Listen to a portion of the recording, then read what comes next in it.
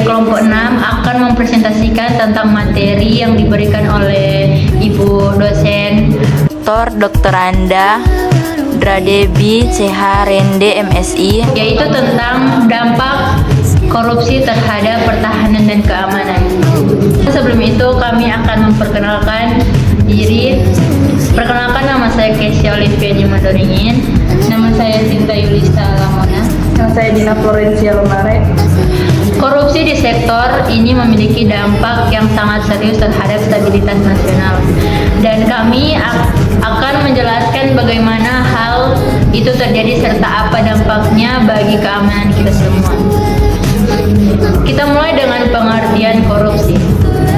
Korupsi secara umum adalah penyalahgunaan kekuasaan untuk kepentingan pribadi.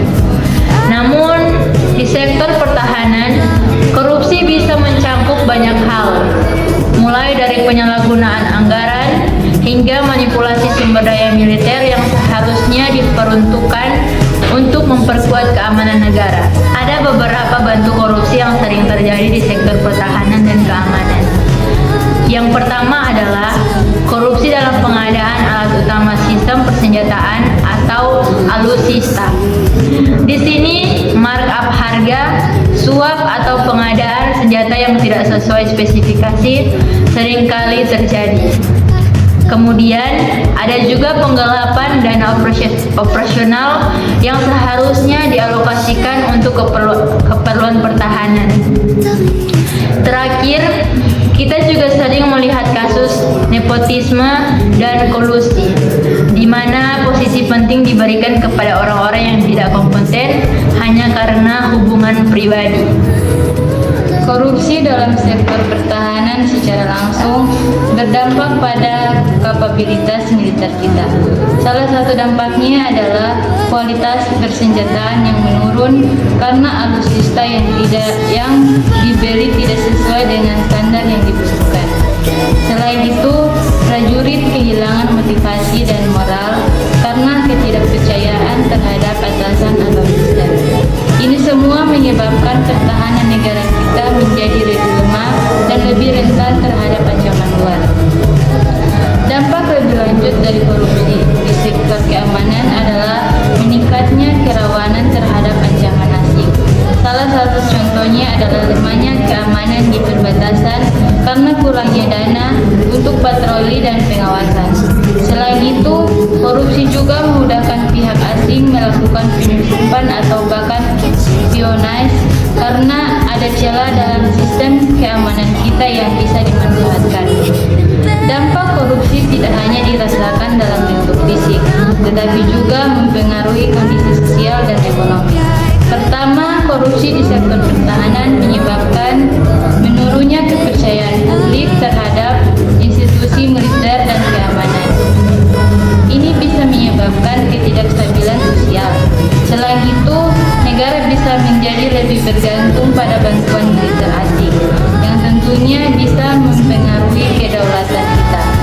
Krisis ekonomi juga bisa muncul akibat ketidakstabilan politik yang dipicu oleh lemahnya keamanan nasional. Untuk memberikan gambaran lebih jelas, mari kita lihat contoh nyata dari negara Somalia.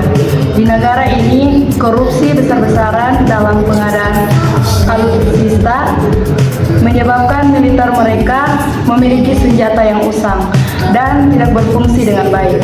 Akibatnya, perbatasan mereka menjadi lebih rentan terhadap serangan dari kelompok teroris, dan masyarakat mulai kehilangan kepercayaan pada militer. Ini semua adalah hasil langsung dari korupsi yang tidak terkontrol di sektor pertahanan. Lalu apa yang bisa kita lakukan untuk mengatasi masalah ini? Salah satu solusinya adalah dengan meningkatkan transparansi dan akuntabilitas dalam pengelolaan anggaran militer.